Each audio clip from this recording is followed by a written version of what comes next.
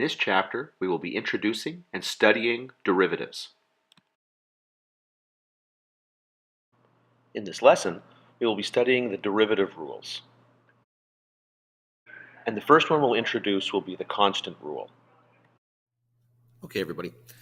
Now we're going to take a look at the rules for derivatives. And actually today, or with this lesson here, things are going to get a lot more interesting, or at least you're going to be able to see the power of calculus really start to peek through here. Because if we had to keep using the first principles every time we took a derivative, it would be very laborious, it would be very tedious, and it would have slowed things right down here. Now we're going to take a look at some of the shortcuts that the first principles rule creates for us. Now, to start off with, we're going to take a look at the constant rule. Now, this is one of those rules that where if someone's going to make a mistake later on in this course, oftentimes it'll be this little constant rule. It's the easiest of the rules, but it's also the very easiest one to forget here. So if you've got a constant, okay, the derivative is going to be 0. A constant doesn't change. And so when you draw something, so for example, this line right here is the line y equals 2. Okay, it just comes across here. It doesn't change. It doesn't have a slope to this, or I should say the slope is 0. Okay, and because the slope is 0, the derivative is 0. Oh, wow, okay, the equation of the above graph is y equals 3. Wow, that's just blatantly wrong. That's just kind of funny there. Anyway, so notice that the slope is always 0, the derivative is 0. Now, let's just demonstrate this using first principles, okay? So let's come up with some sort of function here. F of x is equal to k.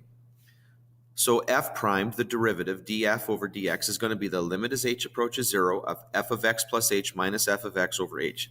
But now here's how function notation works. Whatever's inside here replaces the independent variable in the function. But if it's a constant function, there is no independent variable. There is nothing for the x plus h here and the x here to replace. The function is k. So f of x plus h is k. F of x is also k. K minus k is 0. It doesn't even matter what h is because the denominator becomes irrelevant at that point. The whole thing goes to 0. And there you go.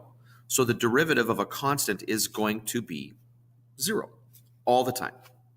Okay, so something like this, y equals 3, the derivative is going to be 0. Y equals pi, the derivative of pi is going to be 0. It doesn't matter what that is, it's always going to be 0. Next, we'll look at the power rule. Now let's take a quick look at the power rule. Okay, and now this is one of the most unbelievable things ever. Okay, is this power rule. It's just incredible the way this works. So if you've got f of x is equal to x to the n, okay, and n can be any real number. Although when I'm going to do a proof here, and I'm going to simplify this proof down. We're not going to go into super detail about this. I'm just going to give you a really quick little explanation as to why this works, and we'll just assume that this holds in general. So as long as n is an element of the reals, then the derivative of that function is going to be, now what we do is we take the exponent n, and we write it out front, and then we take the exponent and just drop it down by 1. Now we saw that previous, that the power or the exponent here goes down by 1. We're just going to be really, really explicit with it right here. Now I'm going to show this to you. I'm going to demonstrate why this is the case here, so that you do have a bit of a proof to work from here. It is incredible though, okay, that it turns out the derivative rule for taking the derivative of the power is just so simple. Anyway, let's take a look at what the proof looks like.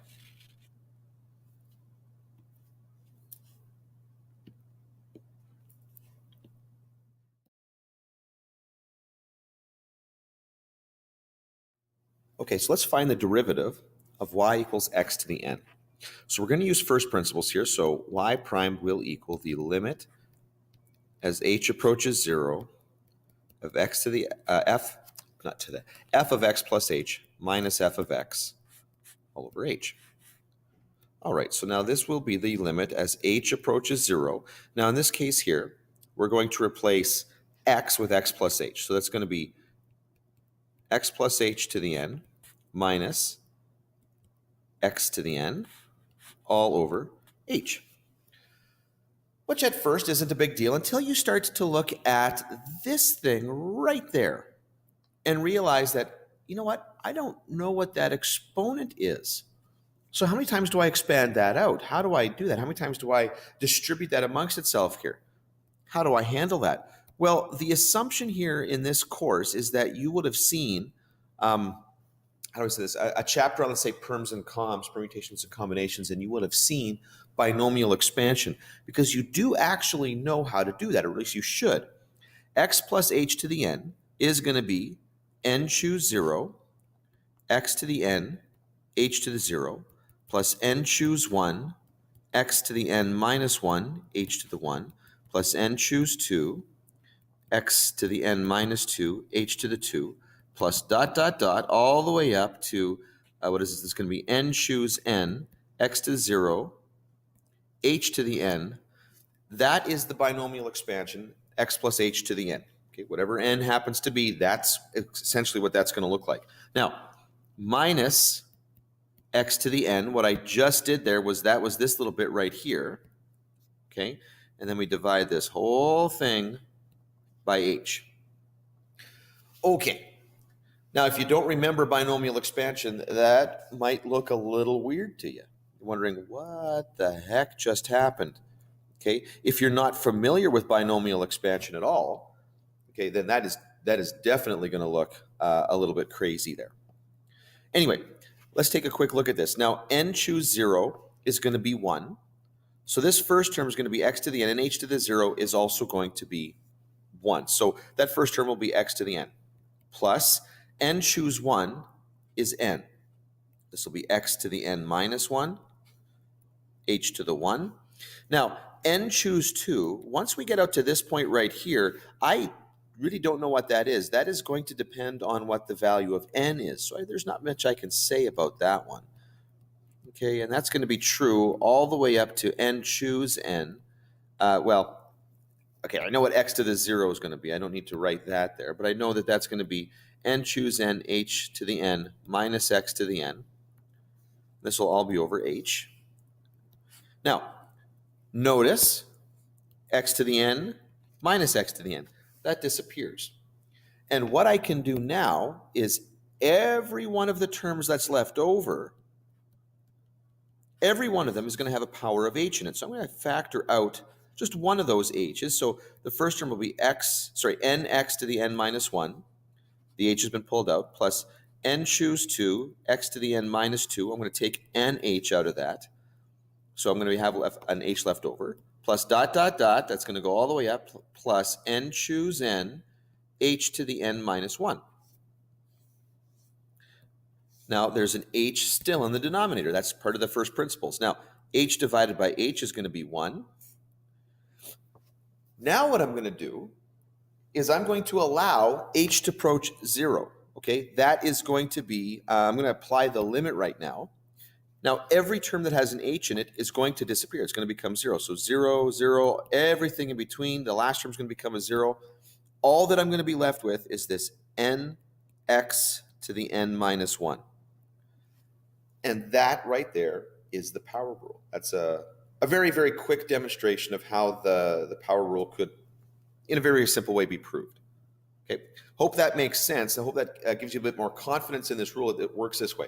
Now, we're going to start to apply this to take some derivatives. And then oftentimes the response that I get from my students is, oh my gosh, why didn't you just show this to us before? It's so easy. And the truth is, the reason why we don't do that is because, we'll just say, let's take a look up here, for example. Let's say I was to ask you, what is the derivative of y equals x to the 5th? Okay, and I was to tell you, well, that's going to be 5. Bring down the 5, put it out front here, and then just subtract 1 from the exponent.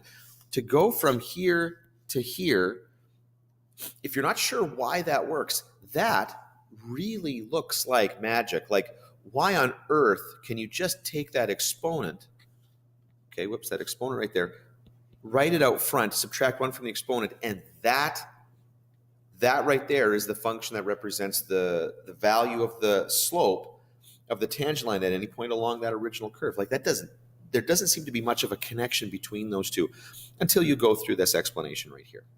Anyway, I hope that I hope that gives you a little bit of clarity on what's going on here.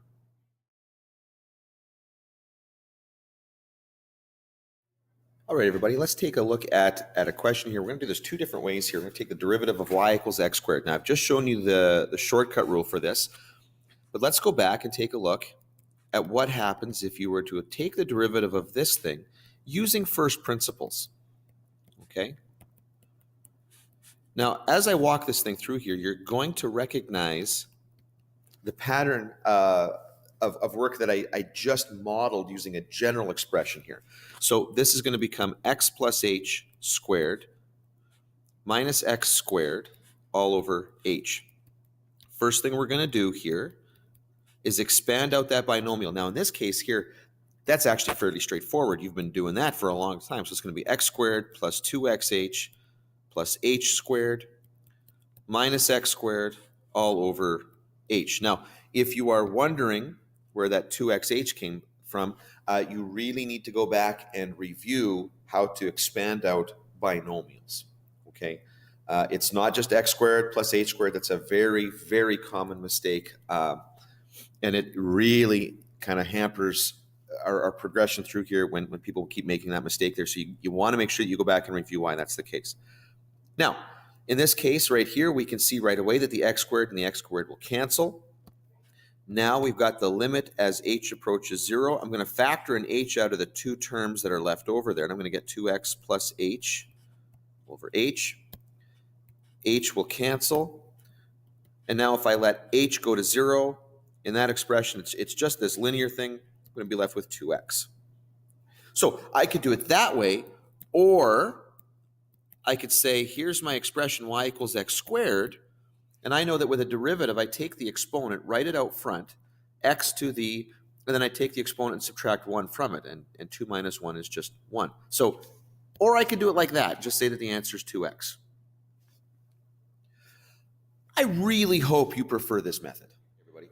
So now let's take a look at just some examples here. We're going to find the derivatives of this little set of questions here. So to start off with, A, y is equal to the square root of 2. Now, if y is equal to the square root of 2, notice that that is a constant. There's no independent variable there. There's no x. So when I know that when I take the derivative of that, the answer is going to be 0. Don't get thrown off by the fact that there's a radical in there. It looks a little bit more complicated, and sometimes people see that and they think, well, I better do something there. It's just a constant. Now, B, y equals x to the 10. Now, this is just a classic example of our polynomial function. Okay, it's just a power. So I'm going to bring down the exponent, 10x to the, and I subtract 1 from the exponent, so 10x to the 9. Done. Love it. C, y is equal to the square root of x cubed. Okay, now, these last two questions that we're going to take a look at here before we look at another rule, these are designed specifically to illustrate the importance of being able to write expressions in exponential form. Because right now, when we talk about a derivative, the rules for the derivatives really don't have a nice way of dealing with that radical symbol. So what we're going to do here first is we're going to rewrite this as x to the 3 over 2. Okay? Because remember that if you're dealing with a square root there, your root index is going to be 2. And so because the power on the x here is 3, or the exponent, I should say, the exponent on the x here is 3, and then we know this is a square root, we can rewrite this with a rational exponent, 3 over 2. And so now, when we take the derivative, and this might seem a little bit weird, but you follow the rule that we've established. You don't vary from it, okay? It doesn't matter that the exponent is now a rational. Makes no difference whatsoever. I'm going to now take the exponent there, write it out front, so 3 halves multiplied by x, and then I've got to go 3 halves minus 1. I've got to subtract 1 from that. So, okay, so my derivative is going to be 3 halves x to the, now, 3 halves minus 1, that is going to be the same as, I'm going to rewrite the 1 there as 2 over 2 so that I've got a common denominator. So 3 halves minus 2 halves is simply going to be 1 half. And so I might also write this as 3 halves square root of x if I really wanted to. Okay, both of those are the same here. D, y is equal to 1 over x squared. And again, although we're going to see a rule here very shortly where we do talk specifically about rationals, if you've got a very simple expression like this where you've got like a monomial in the denominator, okay, oftentimes what you can do here is just bring that up into the numerator, write it with a negative exponent. Okay, that is far more useful than applying this rather big clunky rule that we're going to learn for more that works for more complicated expressions. But if it's a very simple rational like this, yeah, just bring that up. And when we take the derivative, once again, it does not matter that that's a negative in the exponent. The rule is you bring the exponent down, you write it out front. So I'm going to put it in parentheses there, just so I'm really clear on this. X to the, and then it doesn't matter what the exponent is, I subtract 1 from it. Now, but as soon as that exponent is negative, therein is going to lie the problems. And we're already aware of that as teachers. We know that when we throw a negative in there somewhere, that a lot of people are going to get thrown off by that. That's just an automatic. It's almost a given here. So please be very careful with this. This is going to be negative 2x multiplied by, sorry, not multiplied by, to the exponent here, negative 3. And that is completely in line with what we had mentioned in a previous lesson here when we talked about the degree of the expression dropping when you take the derivative. I went from a negative 2 and I dropped to a negative 3. If that sounds a little bit funny to some of you out there, you've really got to pay close attention to the fact that negative 3 is in fact less than negative 2. We're dealing with negative numbers here. And just be careful. If you know you're that kind of person, just take it easy, take it slow with this stuff, and just make sure that you're applying the rule consistently as we go through this. Now let's take a look at just a slight variation on this rule. It's basically going to be the same thing. We're just going to add one more little component to it so that you can basically answer a very large collection of questions. Now we'll look briefly at something called the constant multiple rule. Now, the last rule we're going to look at today is going to be the constant multiple rule. And actually, I'm not going to really go out and prove this one, other than just to say that let's say you've got some function g defined, and it's defined in such a way that it's really just c multiplied by another function, some constant multiplied by another function. Then when you take the derivative of g, that's really just going to be that constant multiplied by the derivative of that function. So just for example here, just to illustrate this, let's say you've got 4 multiplied by x to the 5th. So x to the 5th is our function. When you take the derivative of that, you bring down the 5, and the exponent goes to 4. But because there's a 4 out there in front already, when I bring down that 5, okay, I'm going to multiply that by the 4 to get 20x to the 4th. Okay, and it doesn't really matter what the exponent is. It could be a fraction like it is right here. If I've got 5 multiplied by x to the 2/3, I'm going to bring down the 2/3 and just multiply it by the coefficient that I've got there. And so 5 times 2/3 is going to be 10/3. Subtract 1 from the exponent, that'll get you negative 1/3, and that's why we have this x to the 1/3 in the denominator. Now let's just take a look at another quick example here. So at what point, okay, on the curve y equals negative 2x to the 4th is the tangent line perpendicular to this line right here? So here's the graph of y equals negative x to the 4th, and we just want to know where the tangent line to this is perpendicular to this line right here. In other words, we got to figure out what the slope of this thing is first. So note that the equation of the line can be rewritten as y is equal to x plus 1. And so we can tell that the slope here is going to be 1. A perpendicular slope to that would be the negative reciprocal, and we've chosen a line that's got an easy slope just to illustrate this. So there's negative reciprocal will be negative 1. Now we go back up here. Here's our function here. So we know what the slope is of this line. We know what the perpendicular slope is going to be. So if we find the slope of this line by using the derivative and set that equal to negative 1, we should be able to solve for the x value that produces that. So when you took the derivative, okay, we're going to get negative 8x cubed, and now we're going to set that equal to negative 1. Okay, so we divide by negative 8 to get 1 over 8 is equal to x cubed, and then we take the cube root and get that x is equal to 1/2. So now, if you substitute this value into the function, just like it says right here, into the equation of the line, we're going to get negative 1/8. And so we find that the point where that occurs is going to be at the point 1/2 negative, sorry, I said the line. I really meant the function, that negative 2x to the fourth here. I don't know why I said the line there. We meant the curve.